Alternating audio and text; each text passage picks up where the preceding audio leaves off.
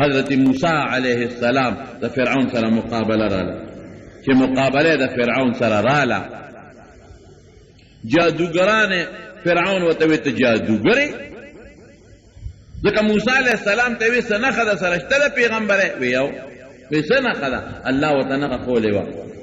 بس کونټه یې غورځوله چې کونټه یې غورځوله د هغې نه یو اجدها ښامار جوړ شو او لاس به یې ترخ کې ورکړه نو هغې نه به رڼا تله دا د برس مرس پې نو لکه د بټرۍ رڼا به ترې تله فرعون ورته ته غټ جادوګرې ورېږه مصر د جادوګرو ډک دی زه هم دله جادوګر راولم پته به دې ولګي وی ډېره ښه فرعون اعلان وکړه په مصر کې وی چې کوم غټ غټ جادوګرې ټول راشئ جادوګرې راغونډ کړل وی د موسی مقابله به کوئ هغه د کونټۍ نه مار جوړوي هغې وی مونږ هم جوړولی شو مونږ هم جوړولی شو خو بادشاه سلامت که مونږ په موسی علیه السلام پړ کړو او مونږ پې غلبه را کړه نو څه به مونږ له به انعام را کوې که نه وی انعام به هم در کوم او زه به هم د سملو ممبران کړم انکم لمن المقربین ما ته به نږدې یې بیا زما به نږدې خلک یې ډېره ښه شوه یوم الزینا د اختر ورځې مقرر کړه اختر پر ورځ خلک وزګارئ ټوله دنیا راغونډه شوه جادوګر رالل جادوګرو خپل پړي او خپلې امساګانې وغورځولې او څه نظربندي غوندې کوله هغې نه واقعي ماران جوړ شو قرآن کې الله وی جاءو بسحر عظیم الله وی ډېر لوی سحر جادو یې مخکې کړ چې الله ورته لوی وی نو واقعي به لوی وي موسی علیه السلام ته الله وی القي عصواکه ته دې خپل امسه وغورځوه چې امسه څنګه وغورځوله بس هغې ټول هغه د جادوګرو چې څومره ماران جوړ کړي هغې الواق تیر کړل جادوګر په جادو پوهېږي مولا پېژني دا قانون دی ګلکار پېژني چې خښ دې ته وګوري ورته پته وي چې دا صحیح ګلکار دی او که نه دی انجینیر پېژني هر سړی په خپل فن پوهېږي نو جادوګر په جادوګر پوهېږي جادوګر یو بل ته وکتل چې دا خو جادو نه دی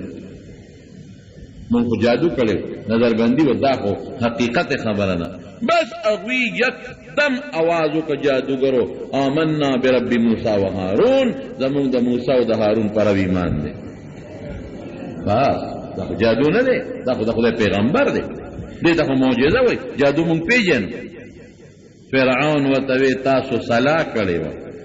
دا ستاسو مشر دی دا جادو راته همده ښولی دی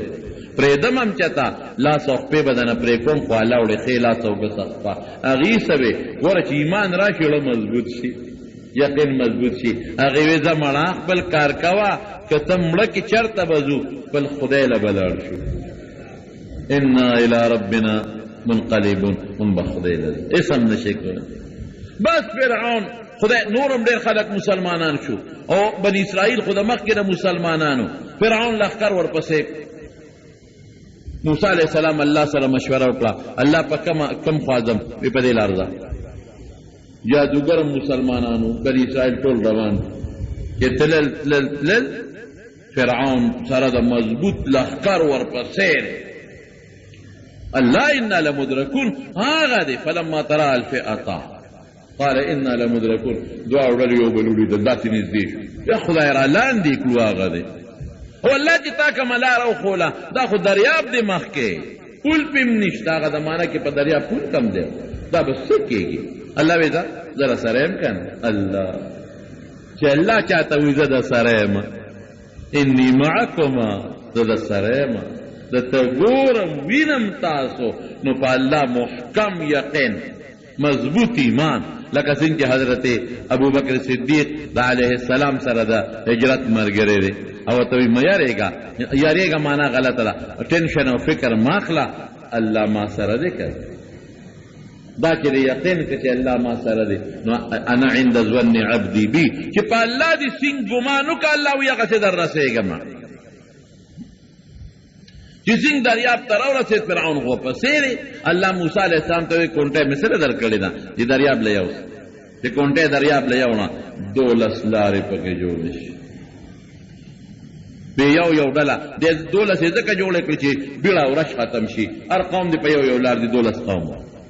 چا به لومبۍ لاره د پلانکي قوم، دویمه د پلانکي، دویمه د دریمه د پلانکي، څلورمه د پلانکي. موسی علیه السلام ورته اعلان وکړه هر یو قوم خپلې خپلې لارې ته شو پې ورغلل. دقه ده چې دوی سیند په دریاب ورګډ شو، فرعون ورپسې راورسېد. فرعون ته ملګرو وی داسې دي، وی دا زما د زور نه ده، خو خدای نیمه دا مات او شلید دریاب، خو چې مات او شلید زما را دشمن پې پورې وته.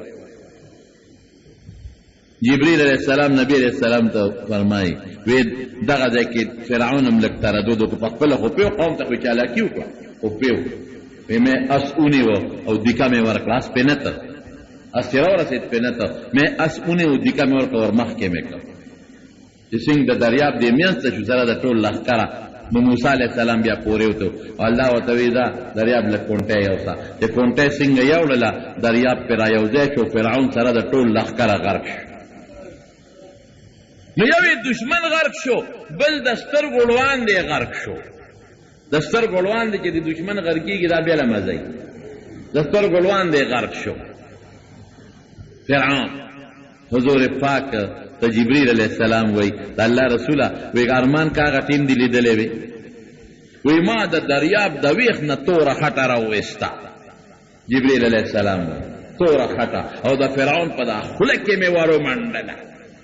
چې دی به خدای ته ډېرې چغې وی وی وی هسې نه چې ده خدای پې رحم ونه کړي، ځکه لوی دشمنو بلا د بني اسرائیلو بچي وجلې ظالمو. نو چې نبی علیہ السلام مدینې منورې ته لاړ، حضور پاک به په مکه مکرمه کې دا شورې روژه نیوه، په مکه مکرمه کې دا شورې، او د مکې خلکو به په دغه ورځ د غلاف بدلاو، د بیت الله غلاف به بدلاو او دی به روژه م نیوله. نو نبی علیہ السلام ته الله وی تم روژه نیسه، دا روژه فرض وه، صحابه به م نیوله، د رمضان روژې نه وې فرض. نو چې نبی علیہ السلام مدینې منورې ته لاړ، نو مدینه کې یهودیان هم په دې ورځ روژه نیوله. نو حضور پاک ته تپوس وکړو وی تاسو دا په دې ورځ روژه ولې نیسئ؟ وی په دې ورځ زموږ پیغمبر موسی علیہ السلام له خدای نجات ورکړی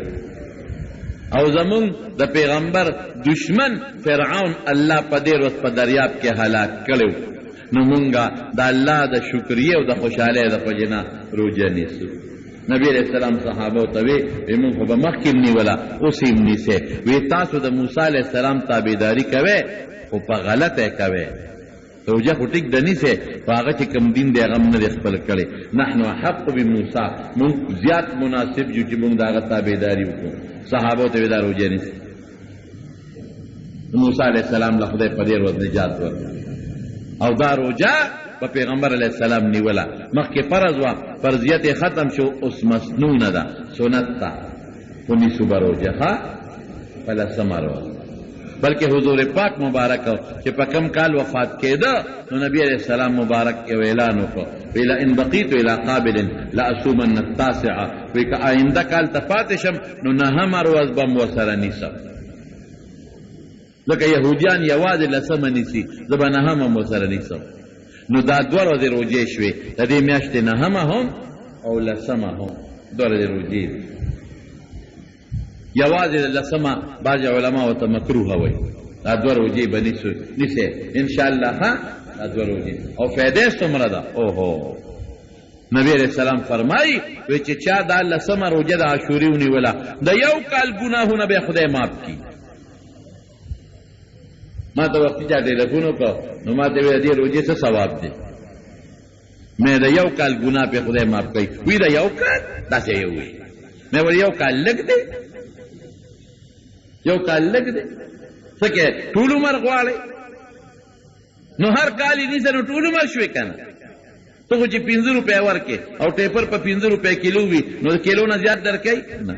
نو پکار دی چې خدای د روژې په سر یو ثواب درکړی وي، نو خدای ورسره څونه ښه کوي؟ د یو کال ګناهونه په خدای پاک راجعي. نو تاسو یې ونیسئ او زنانو ته مو وایئ ښه، ته دومره لویه خبره نه ده، الله به خوشحاله شي. او چې مونږ الله خوشحاله کړو، نو ما درته وختي وي خوشحالي د الله په لاس کې ده، مونږ به هم خدای خوشحاله وي. مونږ یې لږ خوشحاله کړي یو،